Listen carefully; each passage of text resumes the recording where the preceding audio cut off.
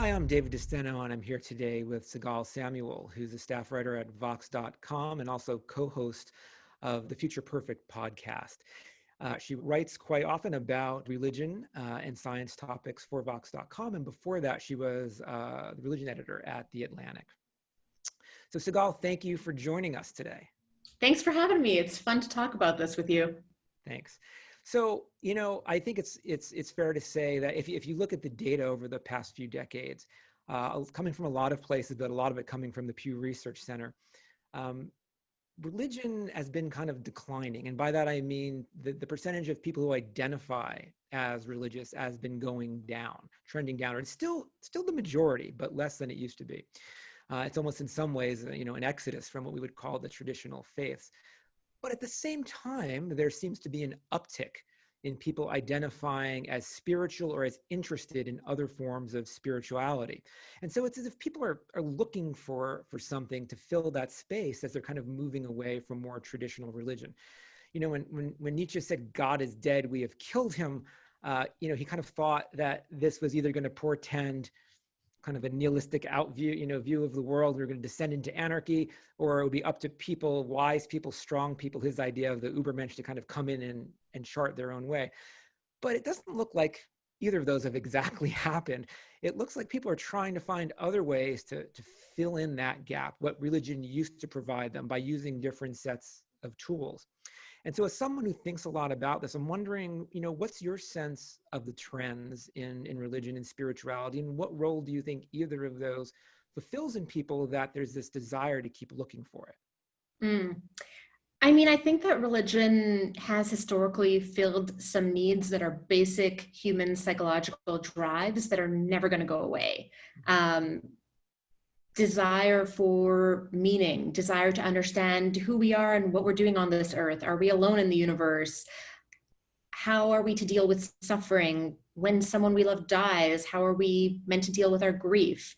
How can we celebrate joyful moments and establish strong ties of social connection?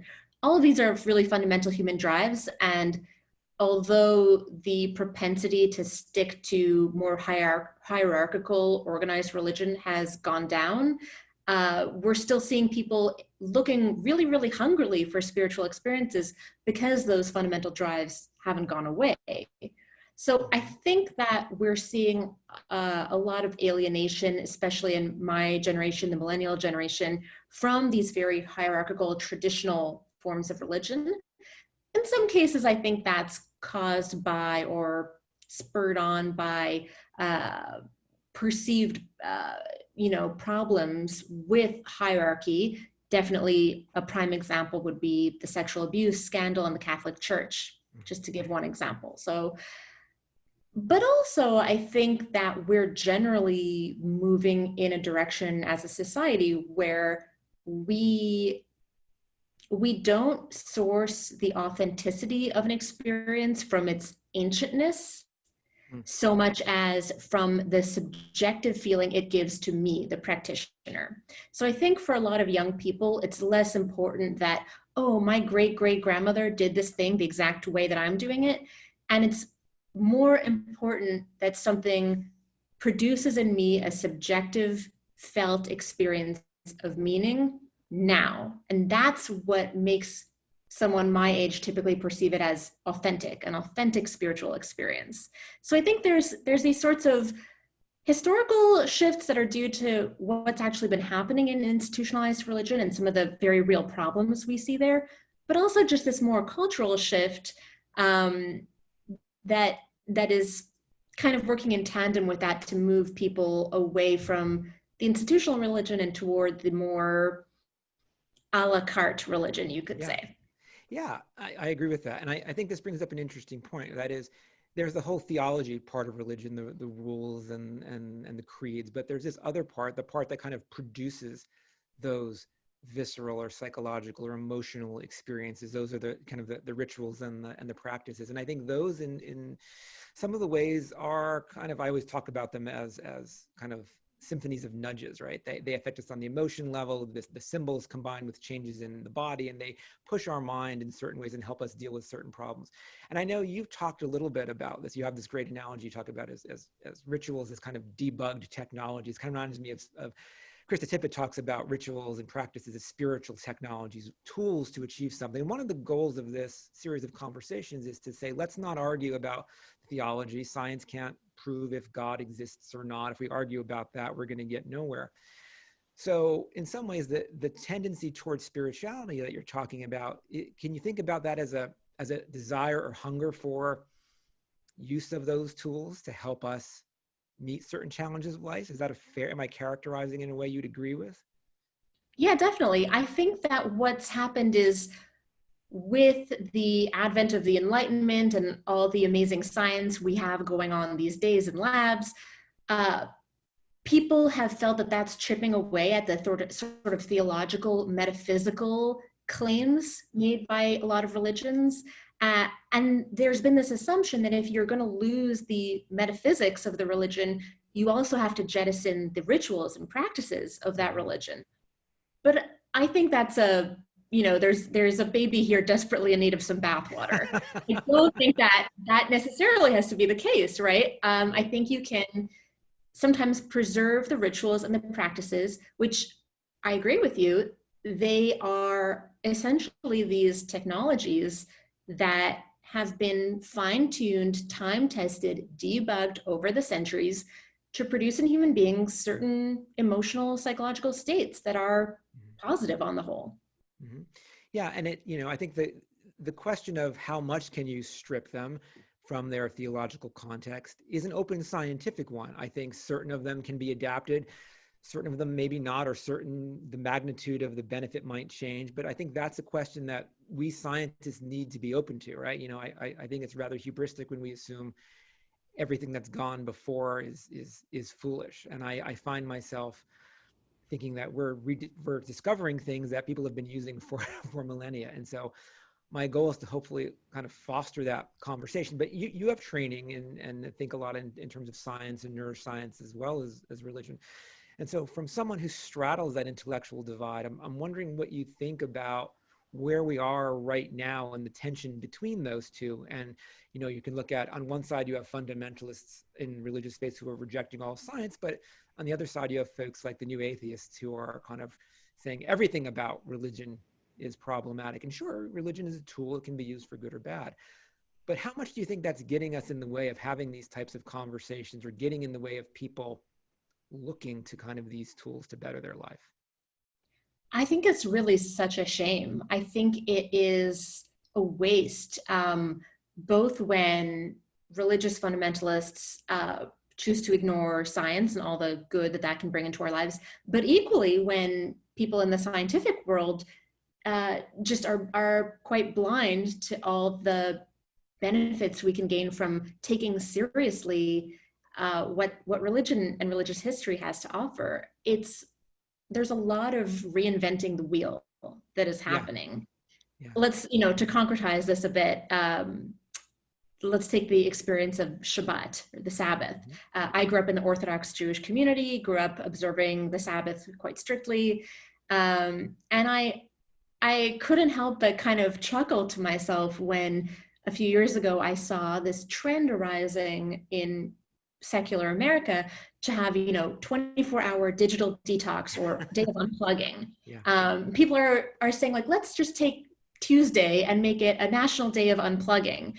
And I say to myself, oh, you mean Shabbat? Right? Like, it's people have been doing this for thousands of years. Or another example would be Twitter CEO Jack Dorsey tweeted a couple of years ago, he was getting into intermittent fasting. And, he tweeted, like, I'm having this realization that fasting changes my perception of time. Time kind of slows down. I can be more reflective. Has anyone else had this experience? And, just millions of Muslims kind of rolled their eyes at this, because of course, fasting is a very common part of religious experience. Yeah.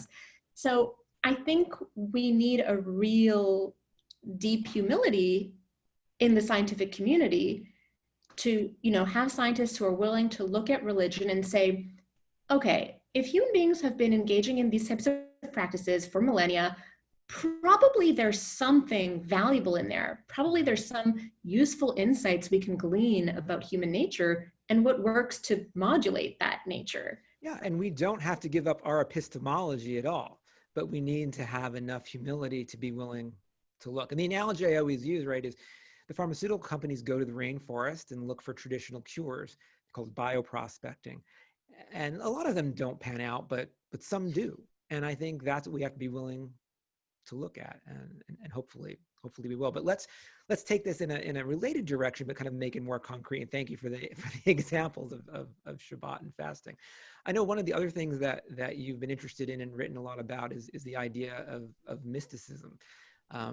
Pursuing that transcendent experience. For a lot of people, not a lot, but each religion has a mystical aspect to it for some of its adherents, and that is not thinking about and praying to God in the original way, but kind of experiencing the divine, and whether experience the connection, and whether that connection means connection to God or seeing the interconnection of all people and all sentient beings. It's told in different ways, but the experience is rather a similar and a powerful one. And there's a lot of interest in that these days, especially people pursuing kind of ayahuasca and psilocybin, magic mushrooms, etc. But if you look at the literature on this, right, there are kind of two paths to that experience, just to kind of break it down at a very broad level. There's something they call the right-handed way and the left-handed way. And the right-handed way is traditionally ones that involve a lot of practice. So things like meditation, whether it's Buddhist meditation or whether you're a devout Catholic pursuing things like Lectio Divina, excuse me. The later stages of all these practices involve, after a lot of mental training, that experience of feeling and sitting in the oneness of a power greater than you. The left-handed ways, as opposed to the right-handed ways, are quicker, right? They don't rely on that long-term practice, and often they involve psychedelics, so ayahuasca, magic mushrooms, whatever it might be. And what we're finding in neuroscience, right, is that both of these things work in the same way once you get into the brain. They all affect the default mode network, and not to get too neuroscience-y, but what that is by disrupting that, they kind of disrupt your central integrated coherence of self, and suddenly you experience the world and yourself in an entirely different way. But what I'm wondering is what you think about the quick versus the long way to get there, and what that tells us about whether or not, when we talk about removing these things from their ancient context or wisdom, is there a danger in that? Is there a danger in doing ayahuasca if I'm not doing all the singing the Icaros and the chants and everything that surrounds it? Okay, this is a great question. I'm so glad you asked it. A few things spring to mind. Mm-hmm. One is, and Richie Davidson and David Goldman explore this in their book on the neuroscience of meditation, which is a great book.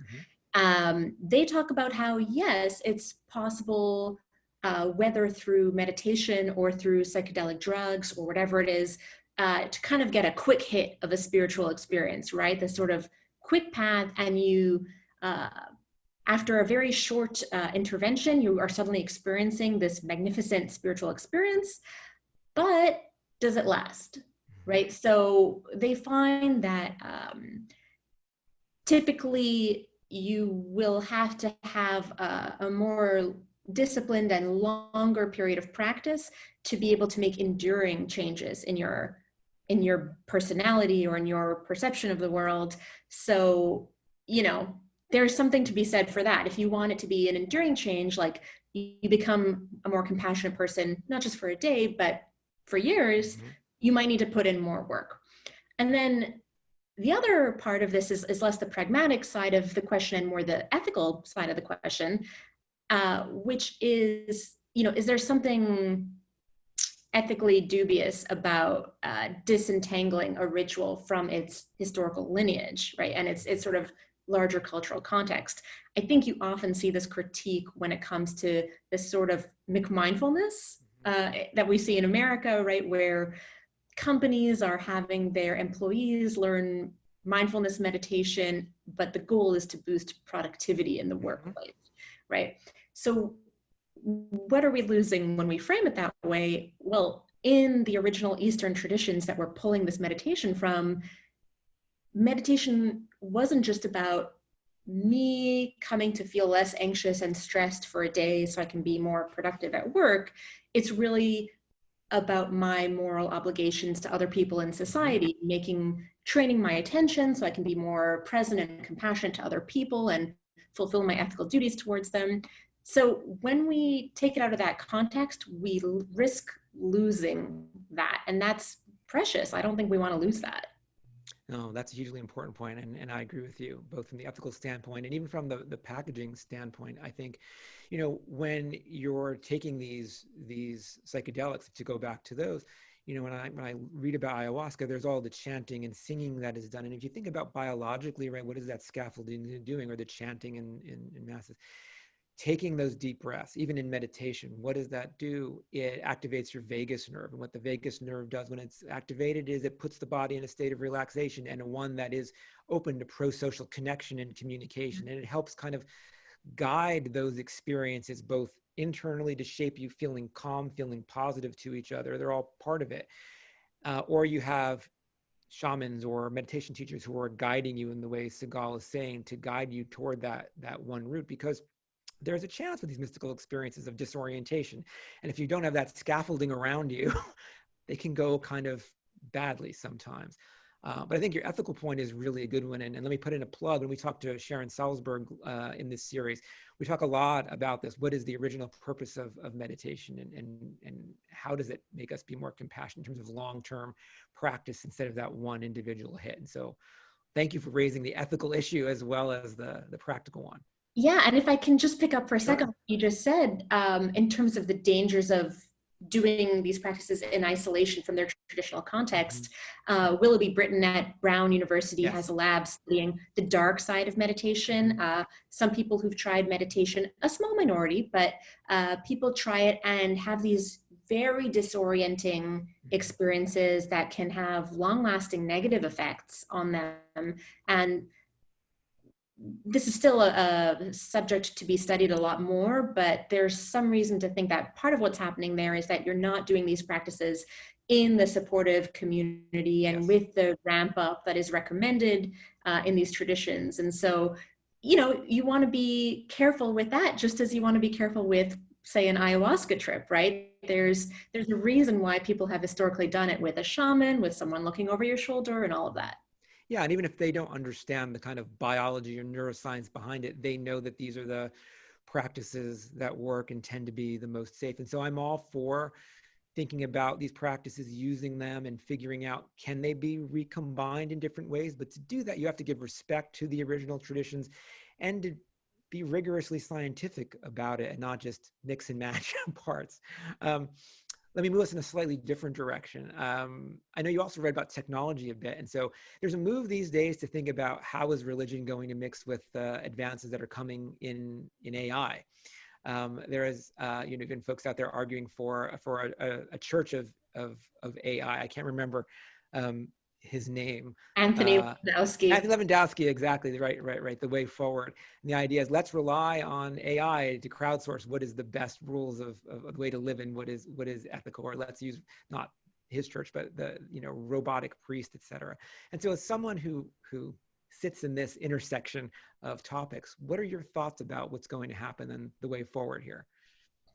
I think that AI will and is already, we're already seeing it infiltrate religion. And of course, why wouldn't it? It's going to infiltrate every domain of life, and religion is no different. And so you already have robot priests, which are robots that function as priests, which I had a lot of fun writing an article about that for Vox a few months ago.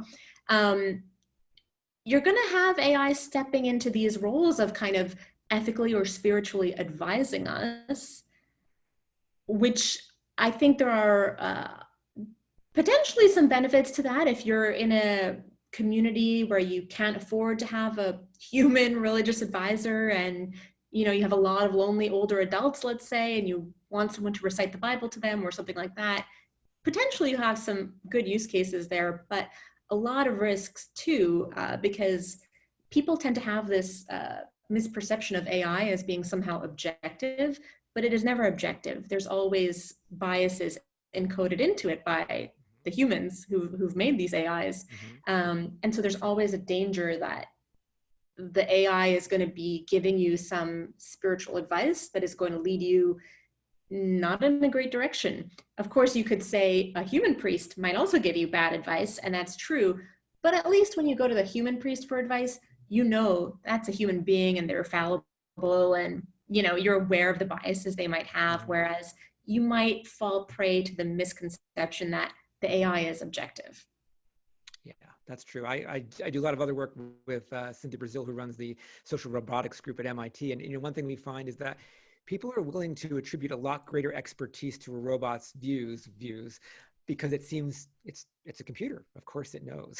So I think, I worry about that. I also worry about letting an algorithm make those decisions because time scale is also a very important issue for us. What's good for me versus now versus what's good for me in the future versus the society that I belong to. And I'm not sure that crowdsourcing that, especially if Twitter is a guide, is a good way to find our ethics moving forward.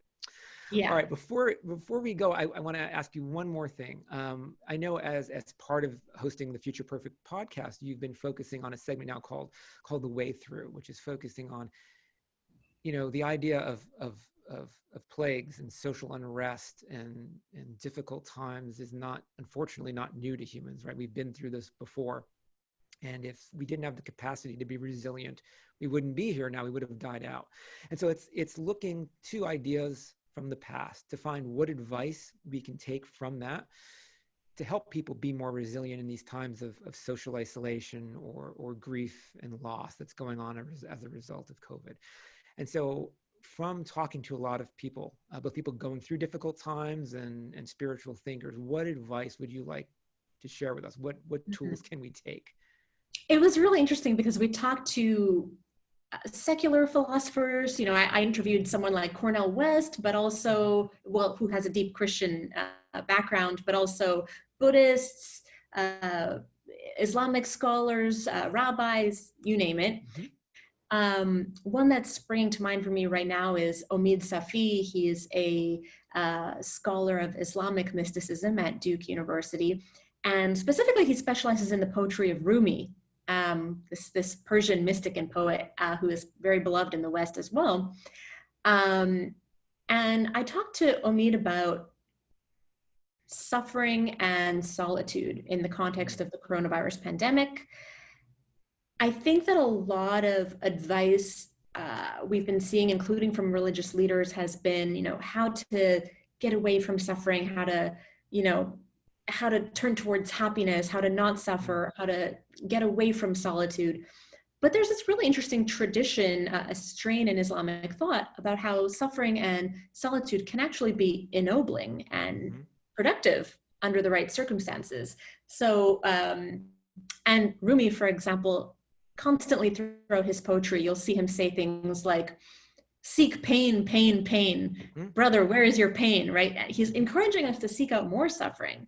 But there has to be a wisdom with which you do that. You don't want to just throw yourself into a situation where you purposely get COVID, for example. That would not be a productive suffering. So I asked Omid, how do we make our suffering or solitude useful and ennobling in this pandemic?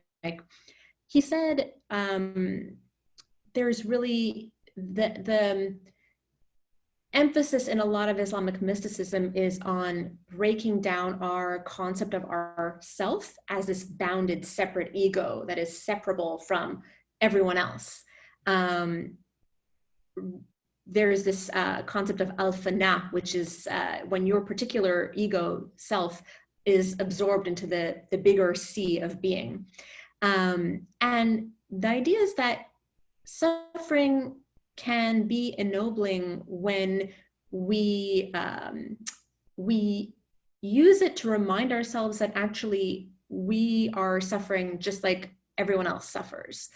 So when we can use our suffering as a bridge to link us to others and to remind ourselves that just as I'm suffering through this horrible pandemic and it's lonely and it's boring and it's scary and all of those things, 7 billion other people are experiencing that as well. And when you can use it to feel connected to other beings, that actually can transform the suffering into something almost joyous, because that sense of what Connection, yeah. psychologists, what psychologists today call small self, where you're shifting your focus from just being inward, you're shifting out to connect to others, is, we now know, hugely beneficial for our mental health and well-being.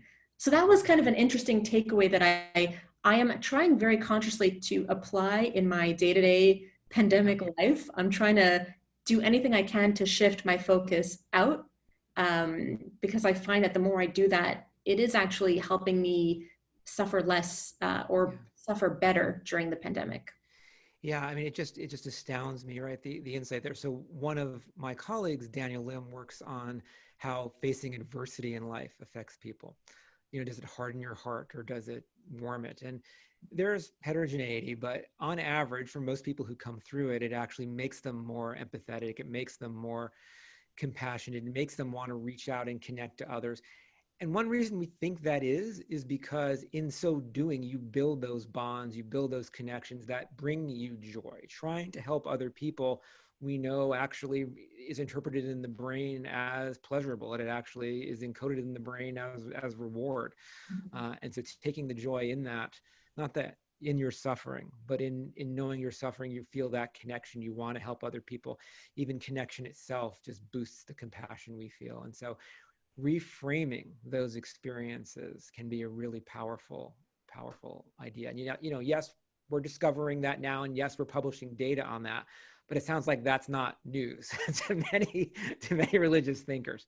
Yeah, I mean, none of what we've discussed here is news to religious thinkers, whether it's, the fact that giving charity and directing your attention to help others actually boosts your own well-being, or whether it's that the idea we talked about a moment ago about how it's not great to just get those quick hit spiritual experiences, those sort of shiny mystical experiences that don't last, and may even distract you from a loftier spiritual goal.